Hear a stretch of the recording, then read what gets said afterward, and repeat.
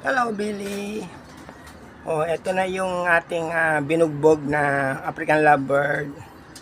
Binugbog siya na mga ito. Ayan, yung mga bumugbog sa kanya. Isinama ko si Billy dito sa kulungan na to. Pero kinabukasan paggising ko, hinang-hina si Billy.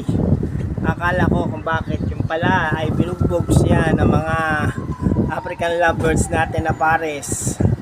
So ayan, iniwalay ko po si Billy. Tingnan nyo naman yung kanyang ulo o kalbo. Siya ay sinugatan ng mga pares natin na African lovebird. Kala ko naman ay i-welcome siya at hindi siya aawayin. Pero ayan ang nangyari sa kanya.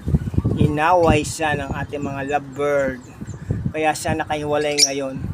Dagit lang ito. Susunod meron pa tayong huhulihin na kulay blue na nagala ng gala sa gabi. Sana mahuli natin para magkaroon ito ng partner si Billy.